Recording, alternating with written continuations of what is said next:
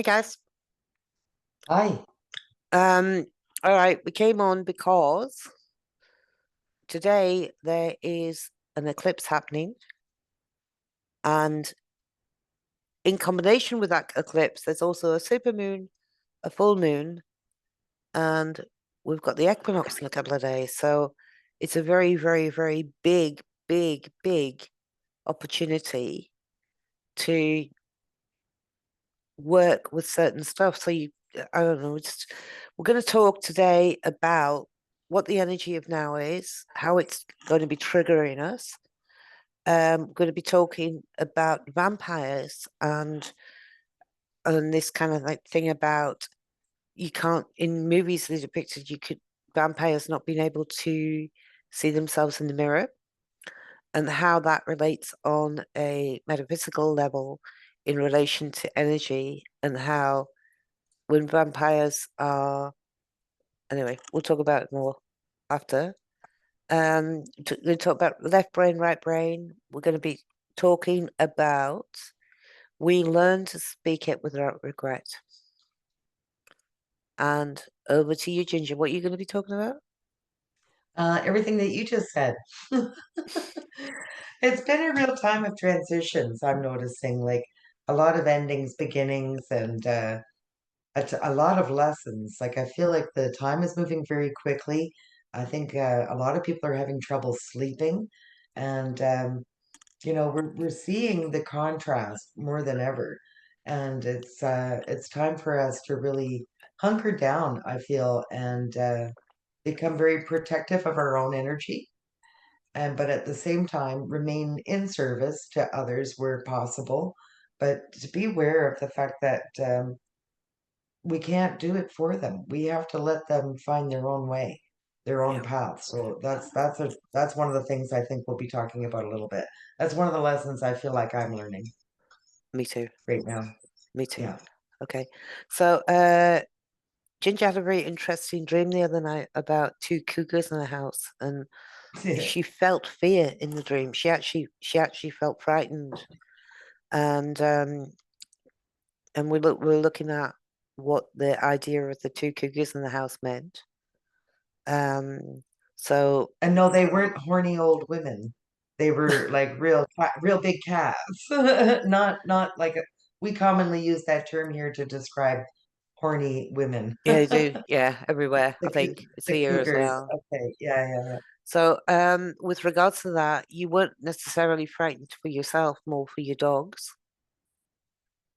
I was worried about everything. The whole notion of finding these two cats in my house. It's that I was dreaming. Well, first of all, I don't remember dreams very often, and when I do, they tend to be a little foreseeing. It's a foretelling, and so I get to see this sort of play out real life down the road somewhere, and it did already. And for me, it was teaching me that it's okay to scream. It's okay to let it trigger you sometimes. That sometimes, in order for us to clear it, so the cougar doesn't roar, it screams, and it's a very independent cat. So to take your power back at this time and really become very protective of your own energy field, and know that while you may feel a certain way about something, you have no idea how another person is seeing what you're experiencing, and we could be at very opposing sides of the coin at any given time. So the two cougars, to me, in the house, it represented independence. It represented stealth. They move alone normally, so to find two was very unusual. I still haven't quite decoded that, but the cougar energy to me speaks of operating on a very stealth level. They're around us, but you would never know. Mm. You would never know that they're there. Unless they want you to know, you're not going to know. So to find them in your house would be pretty terrifying. And I remembered being very aware of the fact that I needed to keep my vibration in love and out of fear. And I thought, this is interesting. I was sort of talking to myself in this dream, yay, in this moment, remembering to not be afraid. So I was cheering myself on in the dream. And I had a peculiar dog at the door. It wasn't my dog. It was a lovely black lab. So again, I don't know what that means. Curious to hear what anybody else thinks those animals represent. But for me, it's that the hidden cat. The cat is very independent. So it's teaching us to pull back. It's teaching us to pull back and operate from a very stealth position and become very aware of our surroundings using our psychic cat senses and, making sure we land on our 2 feet, our 4 feet. Probably. Uh, that kind of Okay. message. Yeah, no, big, big, big foretelling about what's to come, I think, for a lot of us.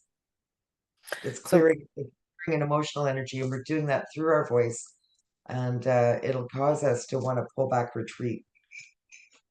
okay. So I went out yesterday with a group of friends and I noticed how agitated everybody was and how bitey, like everybody seemed Mhm. to be so bitey at the moment and provoking as well. Like they're sort of poking people are sort of poking me. I don't know whether everybody's experiencing that or not, but we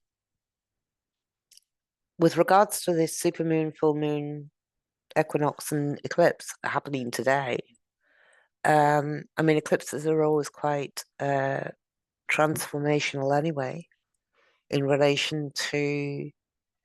So if your birthday's around now, so I would say week before, week after now, then definitely pay attention to what we're talking about here because it's more amplified if your birthday's around now. It's Um, interesting you should say that. I have a number of birthdays in my circle coming up, so I'll keep that in mind. okay.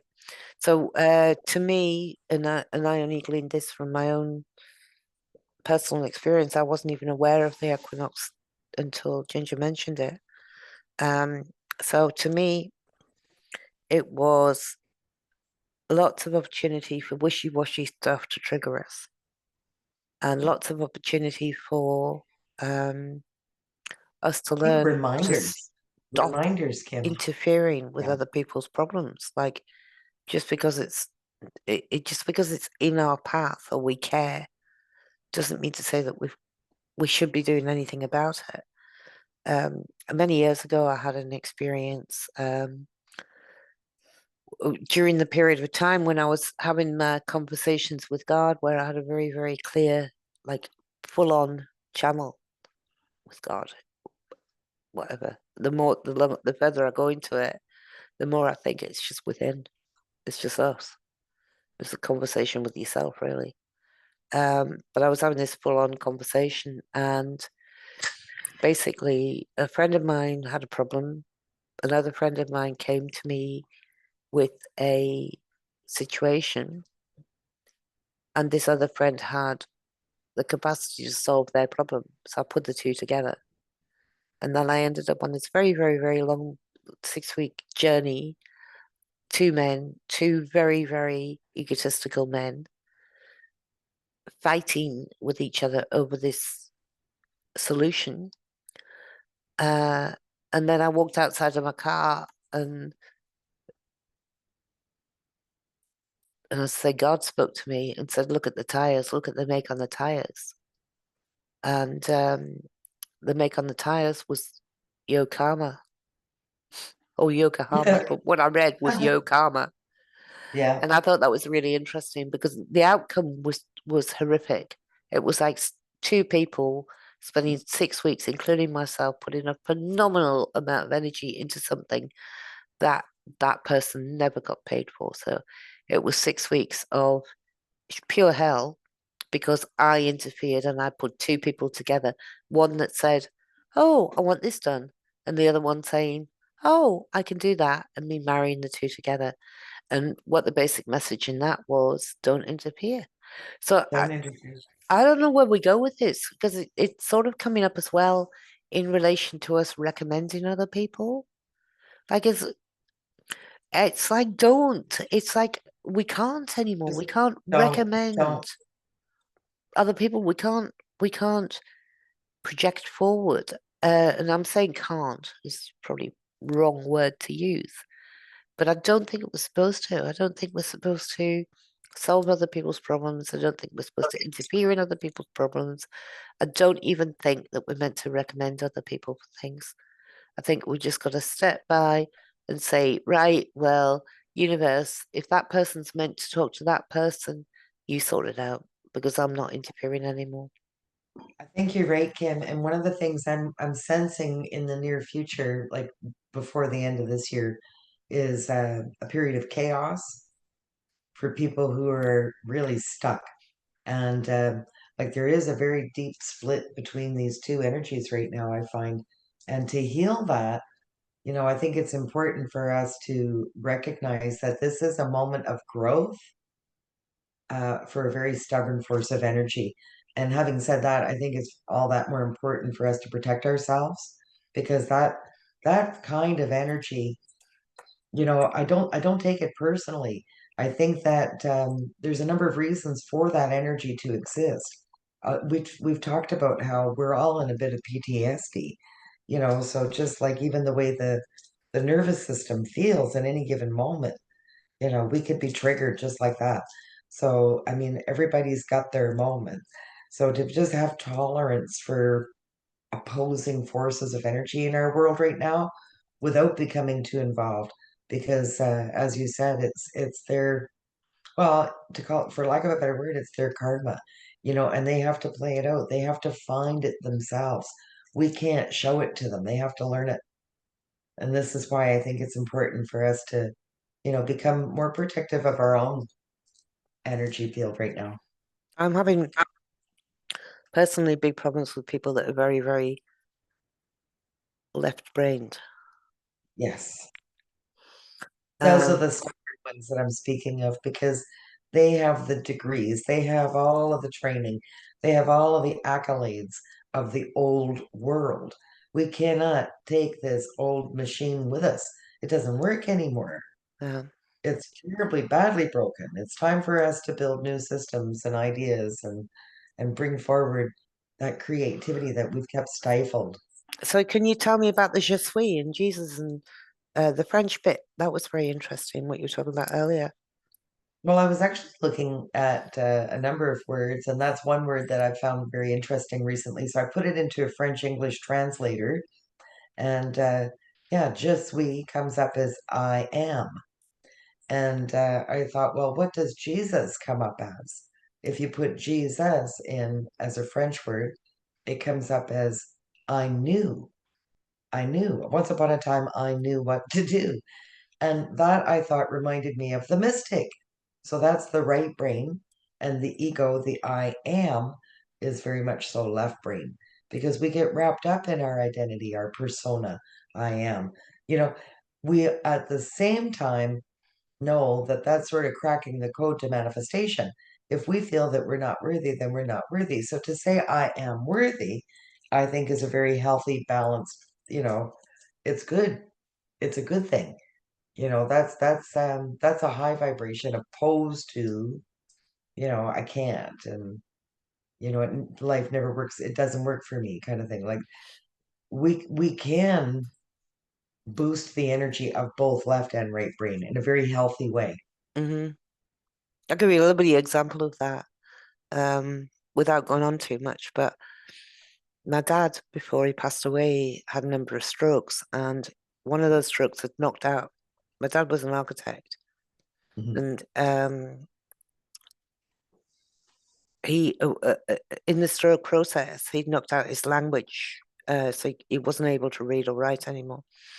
And I took him to a speech therapist in this session, and she brought out all these cards, and she was like showing him a card of a cat, and she's saying, "What's that?" And he's saying, "A cat." And she's saying, "How do you spell that?" And he's saying, "CAT" or something. "Can you read that for me?" "No, I can't read that." "But you can remember how to spell cat?" "Yes." And she did all of these tests, right? And then she came back with the results a week later, and she said to me, "It's really weird." But she said, "I've never seen anything like it. Do you think your dad would be um, willing to be part of an experimentation?" Because she said, the thing is that generally speaking, you're supposed to fall into this category or this category or this category or this category. But what he was Hmm. actually doing was he's getting two right in that category, and then three right in that category, and then two right in that. But he was getting them wrong as well. So he like fell into every category. And she said we were trying to. The reason for the test was we were trying to isolate what area of the brain had been affected, but it seemed to his seemed to phase in and out. And I said, well, my dad was quite unique because he's an architect, so he was used to using his right brain in the creative mode of being able to design and design creatively, and then using the left brain to do the analytical side of things. So he's actually really practiced at using both sides of the brain together. That's what he'd done all of his life, which is, I don't imagine too many occupations would have that because it's like a creative analytical thing. It's like a balance of two, whereas people tend to be like full on creative or full on analytical. It's what Um, they would call a spectrum. yeah, it's right in the middle. And then we were talking about this label and the spectrum. And you and I were talking about how a lot of people uh, have been. I'm just going to pause for a second. So, so I reckon a lot of people are incapable of doing that. And I think that that's what the middle path's about. The middle path is about being able to go left brain, being able to go right brain, being able to be navigate the two. And I think that perhaps the distortion or um the bitey bit, the triggering that's happening in us is happening when we meet because we're sitting in the middle. It's happening because we're meeting people too far one way or too far the other. If you're Now too that creative, you're not practical. If you're too left brain, you're not practical. And we're sitting in this middle path of practicality. And the most important things, I don't know about you, agree about this, but the most important things to me are integrity. Truth is so important, especially in relationships. Without truth, you've got no hope. it's very Trust, high value, vibrationally high value. high value qualities, trust, really, really, really high value. Truth, mm, truth, because my truth and your truth, I didn't mean to use the word truth, actually. I meant to use the word trust. But Or my truth, authenticity, just being authenticity, authentic, you know, being so it's able, your truth. It's your truth. You feel that on a very deep level. I might not align with it, but it's your truth. so this, It's it's where they're at on their journey. so this conversation that we had earlier, which was about the vampires and about that the people that these are the people that are far sides of the left or the right have this capacity to trigger us because their energy is very, very vampiric in relation to they're draining us. They're really draining us. And the same with very apathetic people are draining us. Very caustic people are draining us. And if you look at the word vampire in relation to that drain, like sucking your blood or sucking your energy, and then we talked about this idea that in old movies that vampires were depicted as not being able to see, you won't be able to see their reflection when they looked in the mirror. And that's quite interesting because in transferring that into metaphysical language, it means that when we're reflecting back off them and they're triggering us, they can't see the triggers. They can't see that they're doing it because it's just pure drain. So they're just having like a feed. So Well, and it's like they have a persona. They have this identity of themselves. They have this idea of who they are, and that's that, you yeah, know, and they're just and they not budging from cannot it. perceive how another person might be experiencing them. You know, Yeah, I think a lot of people who go and do shadow work or experience this dark night of the soul kind of energy, it's recognizing that, whoa, I'm not always right. And that's a very hard thing for the ego. And I really do feel that ego, more I think about it, the more I realize the ego is very much left brain and it's tied up in that. yeah. Well, they can't see it. Just And they can't see cannot it. see it. They can't see the reflection. So therefore the energy vampire term comes to mind. Yeah. Yeah. So be very, very aware of this right now because it's absolute peak. So I don't know Mhm. whether anybody else is experiencing this, but It means being easily triggered, especially when you're interfering with other people's stuff. Well, I think if we're not in alignment, so I think it's about being reminded of the lessons that we've learned over the course of time, right? And these tests that come up and trigger us, not to wallow in that. So what? It triggered you, learn from it, right? And for us to be able to pivot as we move forward, because that's what this energy is demanding. There's no time for us to worry about whether or not, this was right or wrong. It's what had to happen in that moment. Trust in the energy of that moment. And it's there to teach us. And it's okay that we have those moments. It's okay to have emotions. It's great, Well, in that fact. It's part of apath this whole experience that we get to do all of that, and it's part of what makes us perfect. Stifling that is what's not good. yeah, so this apathetic, she'll be right, kind of like, oh, it's like we've sort of been taught to let it go and be okay with everything, which is the middle path. Except that when we get a wall built in that middle path and the wall is there, we can't avoid it. It's a wall.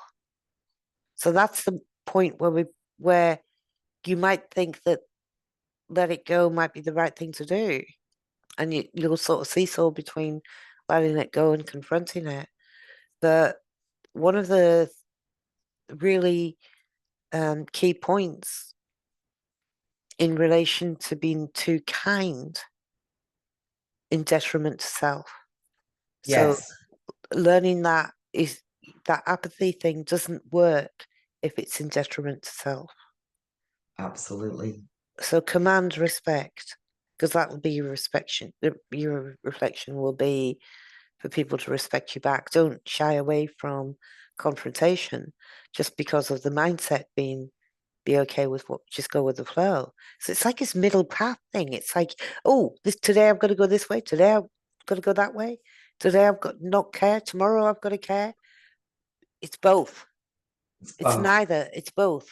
It's everything. Always. Yeah, there's always that opposite. And I think it's very important for us to recognize that it's the opposite within us too that's being shown to us. It's this path. Do you want this path? And we talk a lot about controlling our reaction, right? So when it triggers us, it's teaching us that there's still some work to do. And I feel that this year it's all about clearing emotions and the stuff that we keep hidden, the ego and so this stellium is powerful. It's the end of illusions. It's in that house, it's in the eighth house, Pisces stellium with the moon, Neptune, and what was the other one, Kim? What did I say? Libra, Moon Neptune. No, Moon Pluto. Neptune. Hold on, I'm I can't clutching remember at now. straws here. Yeah, yeah, yeah. Anyway, when there's three or more, it's a big deal, and we're exiting as Pisces exits that eighth house. So it's a real time of endings. Eighth house is Scorpio, so it's about our sex organs, and not to say that your sex organs are going to end, but it's that energy, it's that part of us that we keep hidden. It's clearing sexual energy. It's clearing so much for us right now, and I think it's just important for us to we've talked about this a little bit too, surrender. So we're letting go, we surrender, and we allow it to just go through. Just let it. So we're letting it unfold. We're not trying to control it or force our will upon it. We're observing it. We are wise, I think, to keep that mirror on, that shield, as a form of protection, and know that no matter what you say, the right person can hear it. If you're in the right place at the right time, they'll hear it. And if you're detecting that your efforts are pointless, then we have to accept that very quickly and let go. Just let them find their own path. Because Mm. this is like some of us were easy. Some of us found this path a long time ago. Others found it in 2020. Some are still discovering it and are still open to it. And but others are very resistant to it. for a number of reasons. So recognizing that and protecting yourself from that, And very important. I mean, I know this year of the dragon, and I know I've said this before. This idea of of running with the dragon, my dragon. Well, I can't minimize that. I've got to share screen. I share Mhm. my dragon with you Mhm. for a minute. Spiky. Spiky the dragon. I'll minimize that. Minimize that. Minimize that. There you go, Spiky. So I'm riding this spiky dragon, going down to the depths. There's lots and lots and lots of clearing and lots of to go to the depths. We're perhaps going even deeper than we've ever been before. So it can be Correct. more confrontational than it's ever been before going down. But also, like, imagine a dragon diving into the water and then soaring up, and all the water flies off him. The water's just rushing off him as he dives out of the water. That's us as we begin to um, embrace the sensations. We're just letting go of all of that emotional stuff. I mean, I've got to a level now where I don't very often cry. And I know crying for me now is just like sometimes just like one tear or Yes. my eyes welling up. But I'm Yes. very aware of pay attention at that moment if that happens. I don't know where the rest of you are with this. I mean, I've gone through phases of my life where I've just cried and cried and cried and cried, cried and cried and cried for months, you know. But I'm not at that level anymore. I'm much drier than that. Anyway, sorry, I've just wafted off onto my own stuff there. Well, I think that's So part of this trigger at the moment because it is emotions, it is the waters. We're clearing the waters. Interesting to me that you said, the dragon diving in and diving out of the waters. And like to me, water is so pure. It cleans us, it purifies energy. It's a great vision, Kim, because the dragon also represents our heart. This year is all about opening our heart. So those tears are a surrendering. It's a mhm, surrendering to this, like finding out that they're not who you thought they were, yeah, or that life isn't what we thought it was. people There's so people not many of standing by you. them blown to smithereens now, and to find out that they are not you. We tend to see our reflection in other people. People who can see their reflection see it everywhere they look, and but they're deceived because oftentimes, we're being targeted. Like, I think it's very important to keep in mind that this is a battle of will. And it's that whole good evil. I don't like to use these terms, but it's these energetic forces. It's either going to lift you up or it's going to pull you down. And I just simply don't think we can live in that old world energy anymore. It's not going to continue. Not in So my bubble at least. I mean, I don't know about anybody else, but we can't tolerate it. We can't fight it. I think it's so important for us to stay creative, middle path, like you're saying, practical, but yet creative. How do we do this? We are good, wise to join forces and, or at the very least, use the gifts that we have. No matter how small you think it is, use it, bring it forward, let it shine. mhm. Okay, so we would go a little bit more into the supermoon and the fact it's an eclipse at the moment in a minute. But I just want to kind of go forward to the solar eclipse that's carrying in Libra in 2 weeks' time. So Mhm. um, the first thing that came to mind with that for me psychically was this is a time of financial imbalance. It could create a, a hiccup financially in 2 weeks' time. There could be a financial shake or something, a financial um and then Ginger was saying it was in Taurus. No, it's not. That was something else, Kim. That was my fault. It is It's in on Libra. night here, so please bear with me. and I haven't given it a lot of attention. I'm certainly feeling and sensing all of these changes as so much of what we've experienced has come to a close now. We've learned the lesson, move on. We've got a new canvas, blank canvas. What will we do with it? That kind of sense. That's what I'm sensing very strongly in this moment. Also, the need to be, if you feel the need to seclude, then seclude, isolate, and offer yourself more self-care than you would normally. Recalibrate back into that. So yeah, Taurus is No, you said oh, in that's what Libra. caught, that's what caught my eye. No, right at this moment, Taurus is 17 degrees, which is an anaretic degree in astrology, and the midheaven is 17 degrees Taurus. And so a lot of people are unable to sleep. I feel like this is tying into that kind of an energy, because, Taurus is very much about, money and that drive, that ambition, and I feel that there's obviously a very strong connection to money there. Um, it's going to keep people awake. Like these changes that we're experiencing right now. I don't know about you, but I'm noticing a lot of people are saying, "Geez, I just couldn't sleep," you Oh, know, I couldn't sleep and at there's all last night. nothing that they can think of that's keeping them awake.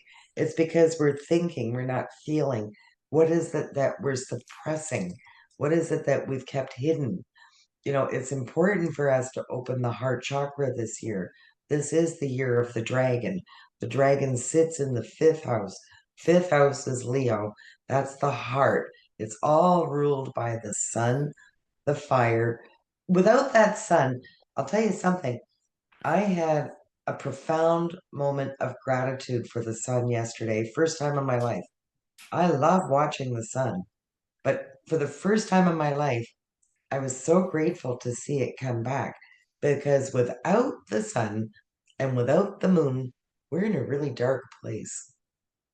Yeah, yeah. We're in a really, really dark place. And it's not my goal to stay here. I want to head to the light. I want to head to the highest vibration. And when that sun came back, I just felt so much joy and gratitude. And for the first time in my life, I understood sun worshiping and why it was so great for them to witness the return of the sun. We take it for granted. And both of us have been channeling this blue sky thing as well. Wow, eh, Kim? Both of, both me and Ginger over 2 days have been singing blue sky songs. And then it's Always just like synchronicities. so Ginger was saying that in Canada they've had months or years of being sprayed and been the sky having been blocked out. But for the last couple of weeks they're not been spraying for some reason. So They seem to have forgotten us. Shh, don't, hopefully they don't notice. yeah, yeah, that's really good.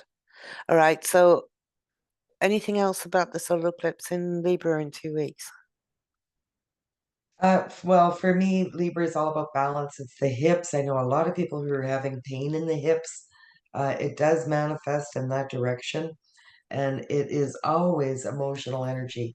Everything that happens to us ties back to our emotions, what we feel, and sometimes the need to scream it out, and let your voice be heard and clear whatever it is that you've been suppressing and move in a different direction with it if you can, you know, like really get rid of it once and for all. These habits that we've got, like you've said, Kim, the caregiving and like sometimes it becomes too heavy, and we have to really check and say, well, if I'm doing all that and they don't even appreciate it, um, why am I not using that time to do more for me? Yeah. It's a real investment in ourselves.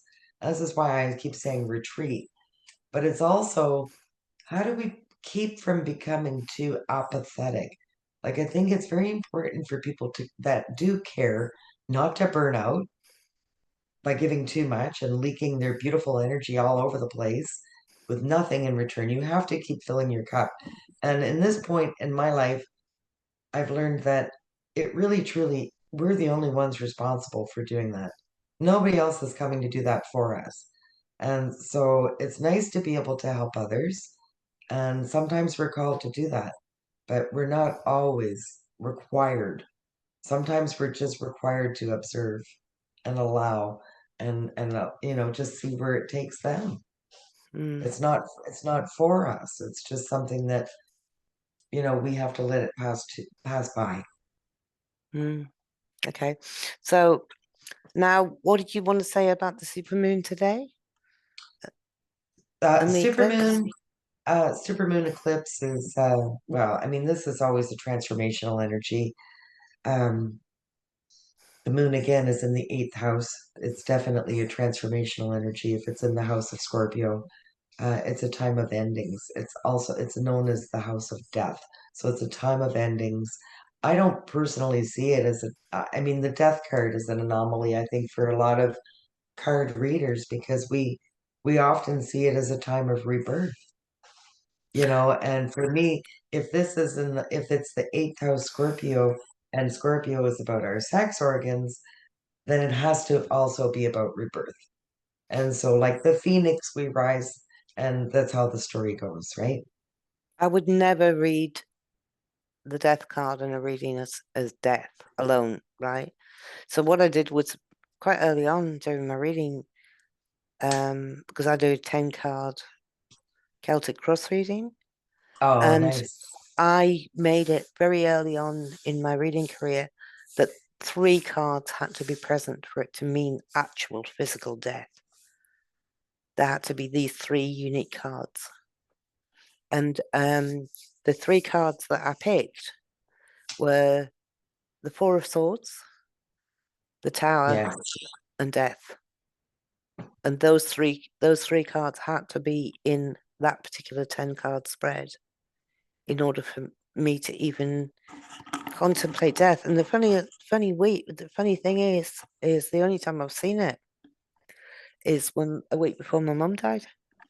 Saw it in a reading, oh geez. and but she was really, really, really sick anyway. I mean, she's really close to death, and I thought, oh, here we go. Yeah, But I found that when I mean, both Ginger and I have both been saying that we're virtually doing no readings at all. We're not even touching it anymore. Um, because I think you're right, Kim. It's not for us to guide. If there's some way for us to be of some support, I'm sure we'll know. mhm. But to do what we've always done, I think that ship has sailed because I think we're coming up against some really powerful forces of resistance at this time. And Hmm. I think it's really important for us to shield as we transition through these changes. You know, oh, and one other thing, like I know that people are going to get sick right now, and I don't like to make those statements, but it's just my observation. Once upon a time, when I was a young girl, they talked about the seasonal flu. And this happened at the time that we're in right now, the turning of the wheel. I do think if there was a good time for fasting, detoxing, finding a powerful anti-parasitic, there's never been a better time.